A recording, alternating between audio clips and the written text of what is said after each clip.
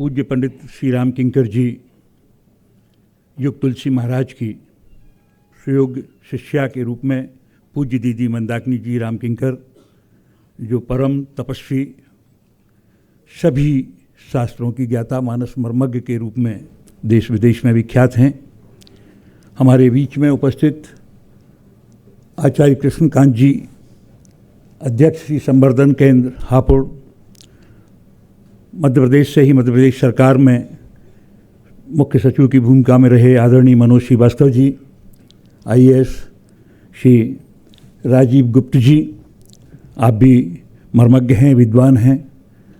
यहाँ हम सबके प्रेरणा स्रोत के रूप में हमारे आदरणीय, सम्मानीय, वंदनीय श्री लल्लू सिंह जी, पूर्व सांसद अयोध्या के रूप में यहाँ विराजमान हैं, प्रेरणा स्रोत हैं। और आप सभी श्रुति श्रोतागण, संतजन, देवियों और सज्जनों, हम इस विषय में प्रवेश करें इसके पूर्व मुझे लगता है कि हम संक्षिप्त गुरु वंदना करें, क्योंकि गुरु वंदना के माध्यम से ही राम राज्य में प्रवेश किया जा सकता है। श्री गुरु चरण सरोज रज, निज मन मुकुर सुधार, वर्णहु रघुवर विमल यश, जो दायक फलचार। आप अच्छी तरह जानते हैं, सभी सुविज्ञ जन हैं, समय की सीमाएं हैं।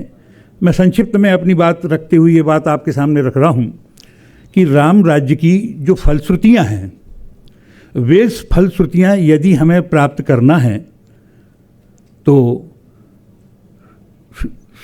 चारों फल, अर्थ, धर्म, काम और मोक्ष, ये चारों फल यदि प्राप्त होते हैं तो गुरु कृपा से मिलते हैं।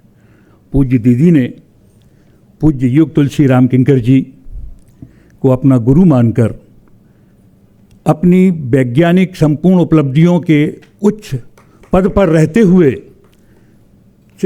गोल्ड मेडलिस्ट प्राप्त करके भी पूज्य किंकर जी की भक्ति का अनुसरण किया। और आज यही कारण है कि वे पूरे देश विदेश में राम कथा की प्रवक्ता के रूप में सुविख्यात हैं। यही नहीं, अंग्रेजी की भी बहुत विद्वान है और उनकी कथा सुनी जाती है, समझी जाती है। बंधु, आइए हम प्रवेश करें। तो राम राज्य में नहीं दरिद्र कोई दुखी न दीना, नहीं कोई अबुध न लच्छनहीना।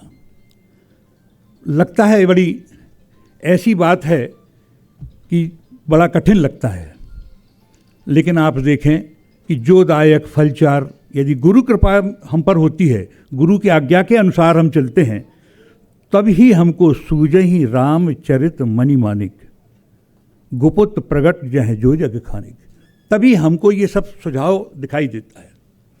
पूज्य किंकर जी की दृष्टि में मैं अपनी बात यहाँ अब नहीं कहूँगा, मैं इसलिए आया हूँ कि उन्होंने राम राज्य का वर्णन आप सब जानते हैं, उत्तरकांड में है। जब भगवान श्री राम की राजा बने, 14 वर्ष के बाद स्थापना हुई। लेकिन किंकर जी की दृष्टि में राम राज्य की स्थापना का शुभारंभ बालकांड से भी हुआ और अयोध्या कांड से भी हुआ। और इसका उद्देश्य क्या था? उन्होंने क्यों ये चिंतन किया? उन्होंने कहा कि निश्चित आगे चलकर लोग राम राज्य की फलश्रुति तो चाहेंगे, लेकिन राम राज्य कैसे आ सकता है, राम राज्य की स्थापना कैसे हो सकती है, इस बात के लिए निश्चित हमको बालकांड में और अयोध्या कांड में प्रवेश करना होगा। जब मैंने उनकी किताब राम राज्य का प्रथम नागरिक का अध्ययन किया, तब मुझे समझ में आया कि पूज्य गुरुदेव किंकर जी महाराज किस पृष्ठभूमि में राम राज्य के भाव विमर्श को ले जाना चाहते हैं। आप देखें, बहुत सरल प्रसंग है केवट का। जैसे ही गंगा किनारे सुमंत जी के रथ पर भगवान आए, वहाँ से केवट दिखाई दिया, सुरसरी दिखाई दी, तब किंकर जी ने वहाँ एक सूत्र वाक्य संकेत हम सबको दे दिया। मानो राम राज्य के संविधान की सूत्र की स्थापना कैसे हो सकती है, वहाँ उन्होंने लिखा, बरवस राम सुमंत पठाए, सुरसरी तीर आप तबाए। ये राम राज्य के प्रथम नागरिक केवट का वर्णन कर रहा हूँ मैं आपको, वो बहुत सुंदर किताब है, आप देखेंगे। ले आइए। यदि भगवान चाहते तो राम राज्य की स्थापना के लिए या केवट से मिलने के लिए वो रथ सहित गंगा किनारे आते, लेकिन आप अच्छी तरह जानते हैं कि वो रथ को त्याग कराए। मानो क्या चाहते थे, किंकर जी ने स्पष्ट किया कि यहाँ भगवान ने एक बात सामने रखी संसार के कि अधिकारों की बात तो सब करते हैं, अधिकार लिखे जाते हैं, लेकिन अधिकारों का अवसर कैसे प्रदान किया जाए। जरा आप कल्पना करें, यदि रथ सहित केवट के पास भगवान उतरते गंगा किनारे, तो चरण रच की बात तो अलग है। क्या केवट राज सत्ता के प्रतीक अयोध्या के रथ को देखकर अभिव्यक्ति के अधिकार की स्वतंत्रता का इतना सदुपयोग कर पाता? जरा विचार करिए। इसलिए भगवान ने ये चाहा कि मैं अब पैदल चलता हूँ ताकि इस केवट को अपनी बात कहने का अवसर मिले। यहाँ दो बातें और सामने आती हैं। किंकर जी कहते हैं कि दशरथ राज्य के साथ दशानन राज्य तो चल सकता है, लेकिन दशानन राज्य के साथ राम राज्य नहीं चल सकता। और यही कारण था कि उन्होंने केवट को अपने अवसर बोलने का अवसर प्रदान किया। अच्छा, केवट ने भी दो बातें रखी सामने, आप देखें। आज संसार के सामने सबसे बड़ी बात, इस प्रसंग को हम बहुत सरल अर्थ में ले लेते हैं, लेकिन किंकर जी ने वहाँ लिखा कि केवट ने भगवान से जो प्रश्न किए हैं, क्या उन प्रश्नों का उत्तर भगवान दे पाए? और आप देखें, ये बड़ी विचित्र बात है। यदि किंकर जी की दृष्टि से केवट को आप देखेंगे तो कभी भी अपने मन से ये नहीं कह पाएंगे कि केवट छोटी जाति का है, कभी मन से नहीं कह पाएंगे कि केवट एक मल्लाह है। उन्होंने बालकांड से एक चौपाई निकाली और उस मानस के उसमें रखा, कहा कि नदी नाव पटु प्रश्न सुहाई, और नदी नाव पटु प्रश्न अनेका, और केवट कुशल उतर अविवेका। बोले केवट ने जिस कुशलता से, जिस विवेक के उत्तर भगवान श्री राम को दिए, वो सविवेक कहाँ मिलता है। मानो इसका अर्थ यही था कि यहाँ से किंकर जी ने राम राज्य की पृष्ठभूमि के संविधान का आधार रखा कि हम बिल्स ऑफ राइट के लिए मौलिक अधिकार तो ले लेते हैं, अमेरिका से ले लिए, विश्व के देशों से ले लिए, लेकिन यदि अभिव्यक्ति की स्वतंत्रता ना हो, किसी को बोलने का समय ना दिया जाए, किसी को अपनी बात कहने का समय ना दिया जाए, तो बताइए अभिव्यक्ति की स्वतंत्रता का अधिकार कहाँ होगा। मुझे तो लगता है कि यदि पूज्य किंकर जी को हम पढ़ें तो अभिव्यक्ति के स्वतंत्रता का अधिकार इस प्रसंग से ज़्यादा और कहीं नहीं मिल सकता। आप सब जानते हैं, पूरे लोग जानते होंगे, आप सब कई बार ये प्रश्न हमने सुना है, प्रसंग सुना है कि किसी भी प्रश्न का उत्तर नहीं दिया भगवान ने, केवल हाँ भरी। और इसका अर्थ क्या था? इसका अर्थ यही था कि राजा जब प्रजा के बीच पहुंच रहा है तो पहले अपनी बात तो कह ले। जब अपनी बात कह लेगा, और केवट ने भी वहाँ कौन सा प्रश्न किया, बोले मानुष करण मूर्ख कछुए ही, आपके चरणों की जो रज है उससे मनुष्य बन जाता है। बंधुओं, भगवान श्री राम जब राज्याभिषेक के बाद प्रजाजनों को संबोधित करते हैं तो मानो यही बात जो केवट ने अयोध्या कांड में कही, यही बात वहाँ कह देते हैं। और वो कहते हैं, बोले सोई सेवक प्रियतम मम सोई, मम अनुशासन माने चुई। जो मेरा अनुशासन मानता है, जो मेरी बात सुनता है, वही मेरा प्रिय है। मानो राम राज्य के संविधान के अधिकारों की बात यदि है तो कर्तव्यों की बात भी केवट के माध्यम से यहाँ सुनिश्चित कर दी गई। ये कितनी बड़ी उपलब्धि है। आप दूसरा यदि देखें, किंकर जी वहाँ आगे एक वर्णन करते हैं, बड़ी विचित्र बात है। हम इस प्रश्न को यदि ऐसे लें, वो कहते हैं कि मुझे कुछ नहीं चाहिए, मिटे दोष नाथ आज मैं काहे न पावा, मिटे दोष दुख दारिद्र तावा। अब जरा आप देखें, विचित्र करें, किंकर जी ने यहाँ एक बहुत बड़ी बात हम सबके सामने इस प्रसंग के माध्यम से रखी है। वो ये है कि संसार में एक अभाव जो दिखाई देता है वो दरिद्रता का है। और दरिद्रता ज्ञान के अभाव से उत्पन्न होती है। ज्ञान के अभाव से उत्पन्न दरिद्रता का क्या अर्थ है? आप देखें, उसका अर्थ ये है कि हम अपने को ईश्वर का अंश होते हुए भी नहीं मानते। और यह अज्ञान जन्य दरिद्रता जो है, ये सबसे बड़ी बाधक है बंधुओं। चाहे हम वेद पढ़ें, उपनिषद पढ़ें, शास्त्र पढ़ें, सारे शास्त्रों को पढ़ने के बाद सारी चीज़ केवल एक कह दी गई है कि हम ईश्वर के अंश हैं, ईश्वर अंश जीव अविनाशी हैं। लेकिन भगवत गीता भी यही कहती है, तुम कौन हो, हम कौन हैं, वह कौन है। पर प्रश्न ये है कि ये सब जानते हुए केवट तो कह देता है कि मैंने तो मरम जान लिया। पर आप देखें, अज्ञान जन दरिद्रता के कारण रावण नहीं मानता। और इसलिए किंकर जी ने वहाँ लिखा, रावण को जो उपमा दी है, जरा आप विचित्र बात सुनेंगे। भौतिक दृष्टि से रावण के जीवन में कोई अभाव नहीं है, सारी संपन्नता उसके पास है। लेकिन वहाँ उन्होंने लिखा, दारिद्र दशानन दवाई दुतिहीन, माने रावण सबसे बड़ा दरिद्र है। मैं तो आज आपसे ये बात इस मंच से कहना चाहूँगा कि ये दरिद्रता पहले मिटाना पड़ेगी। हम कितना ही भौतिक दृष्टि से, आर्थिक दृष्टि से लोगों को संपन्न कर लें, और मुझे बड़ी खुशी है कि अयोध्या पर्व के माध्यम से या इस तरह के विचार भाव विमर्श के माध्यम से हम ये दरिद्रता मिटाने की प्रयास कर रहे हैं। आप कितनी भौतिक संपत्ति किसी को दे दें, लेकिन आप सोचें रावण के पास क्या कमी थी? कोई अभाव नहीं था। किंकर जी ने लिखा, भाई ये तो अभावजन्य दरिद्रता नहीं थी भौतिक वस्तु की, फिर भी सीता जी को चोरी से चुरा लिया। अब संसार में यदि आप देखेंगे तो क्या आप विश्वास मान सकते हैं कि इस दरिद्रता का वर्तमान में प्रभाव दिखाई दे रहा है कि नहीं दिखाई दे रहा? सारे के सारे लोग विश्व के एक दूसरे की संपत्ति, एक दूसरे के संसाधनों को जुटाने में लगे हुए हैं। सीता जी भक्ति हैं, किंकर जी ने कहा, सीता जी शांति हैं, सीता जी सब कुछ हैं, लक्ष्मी हैं। तो उसी को प्राप्त करने के लिए आज ये ज्ञान जन दरिद्रता इतनी बड़ी बन गई है कि भौतिक दरिद्रता उससे आगे बिल्कुल न्यून हो गई।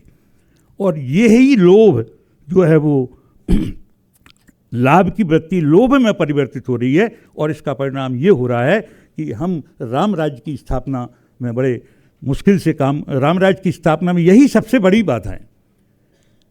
कल मैं इस सेशन में था, यहाँ मैंने सुना राम राज्य की बात यहाँ पर आई, पूज्य किंकर जी का भी नाम आया।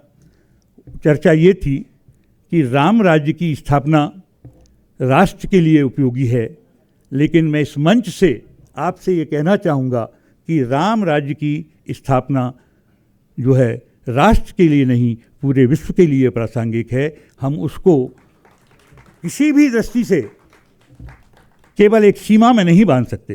पूज्य किंकर जी की यहाँ प्रदर्शनी लगी हुई है, एक चित्र है वहाँ पर। उन्होंने कहा राम राज्य की स्थापना का केंद्र हृदय है, और हृदय में यदि राम राज्य स्थापित होता है तो निश्चित हम आगे उस क्रम की ओर बढ़ेंगे। तो इसके बाद मैं एक बात और आपसे कहना चाहता हूँ कि किंकर जी ने एक बहुत अच्छी बात वहाँ पर की, क्योंकि समयाभाव है। वो कहते हैं कि केवट को कुछ नहीं चाहिए,